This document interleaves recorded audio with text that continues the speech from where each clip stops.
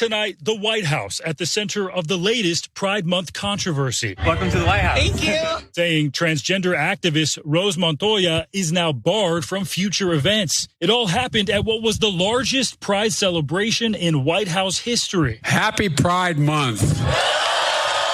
Montoya posting a reel on Instagram showing her at the event, shaking hands and posing for selfies with the president. Hi, Mr. President. It is an honor. Then, after Biden moved on, Montoya standing next to two transgender men who had surgically removed their breasts, all posing topless on the White House lawn.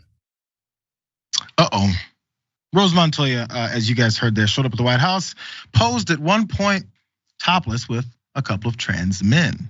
She's a trans woman, and this sparked backlash. One specific backlash, the biggest, I think, was her then being rejected for all future invitations to the White House, which I don't know how many more future invitations she was going to get anyway. Maybe at the next Pride event, who knows? But it was a statement by the White House for this act in that particular posing for that picture, which maybe was smaller as far as the vocal nature of it, as folks like Charlie Kirk had to say about it, because of course, maybe that's one of the reasons that she did it in the first place. The response from Kirk was this: graphic. Trans TikTok influencer Rose Montoya posed topless at Biden's White House Pride celebration. Next to him is a biological female, also topless, who had her breasts surgically removed. So he's just making a point of exactly how he wants to address folks, because that is the whole point, is to try and address folks the way you want rather than who they are, because that somehow fulfills you. But the thing is, everyone already knows who Charlie Kirk is. By the way, this is the one question though, Ben, and this is before we get into all the whether or not she should have been banned or if you think that was over the top. So you have a trans woman posing topless at the White House, covering the part that everyone censors. Then you have two trans men also posing topless. And then so the assumption is that it's an indecent exposure. Is it indecent exposure because of the trans men, because you still say that they're women, or are you talking about the trans woman because there are now breasts there? I think the confusion might be building, at least on that particular point. I'm wondering if you think about that, but then also whether or not this was a bit of an overreaction from the White House. Well, that's a very interesting and confusing question you ask, because this brings up a lot of, I think, the gray areas I think society has not yet figured out as to people's gender identity and biological sex at birth and what determines what when. Because it's a good point, is if somebody is presenting as a woman now and identifies as a woman, are their breasts now a woman's breast? You would think so, and that would be the ones that you would not be showing in public. But technically, biologically, even if the breast tissue was removed from the transgender men, those nipples are biologically from birth women's nipples, which really does call into question how much silliness we even have over body image and body shame to a large degree. That said, I completely agree with the White House banning all of these individuals from attending any White House event again. And true, they probably wouldn't get lots of invites in the future anyway, but it was totally inappropriate to do. And I hate more than anything on earth to agree with Charlie Kirk on anything, and certainly not the way he's intentionally misgendering and presenting. But this was very irresponsible. I think Ms. Montoya did this for attention and to blow up her profile, or just did it irresponsibly. But this feeds into the right-wing narrative that people in the LGBTQ community and the transgender community specifically are trying to sexualize people, sexualize the public discourse. If the whole purpose of transitioning to become a woman is because you believe that you are in your essence a woman and that's how you want to present, then you should respect the norms of how women present in this world, and you should not be going topless and acting like it's no big deal. Her response video saying, it's legal to be topless in DC. Great. You could also spit on the street, but you don't do that at the White House if you're being invited there and you want to present your community as one that can actually respect the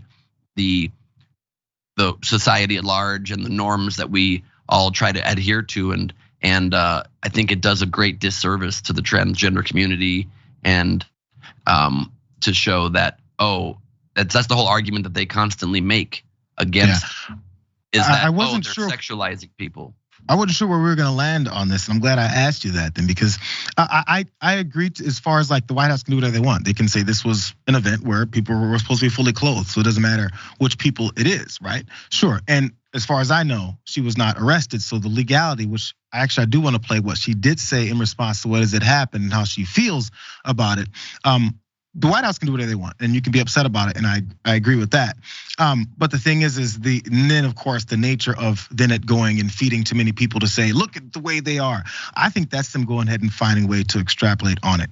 And maybe Rose wasn't pushing for that. I don't even think that it was something that, again, I think it was a moment thing that she decided to do. But I wonder why. To blow up her profile, but it was we're wilding out. There's a wild out moment that people then have. In the sure, past, you can be banned for it.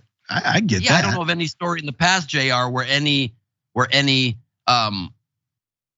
person who's not part of the LGBTQ community took off their shirt at the White House. I've never heard of that. That usually is a place where you come in a suit or a fancy dress and try to, it's one of the few places that we try to uphold as like, maybe this is where we're trying to show our most reserved selves and our most respectful selves. And so I think it just paints a horrible disservice to the community that's the argument the right wing makes, and this feeds into that, saying, wow, look how they serious. I understand the point. I just don't know if it helps them, because they don't need any help. They hate no matter what. I don't think it provides any legitimacy to them.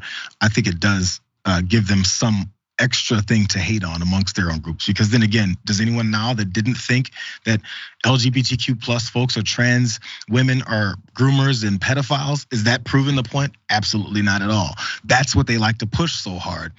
Really fast, let's see what Rose had to say. I want to give the full thing that she was saying. I think it sort of does, but yeah, please. Yeah, let's do it.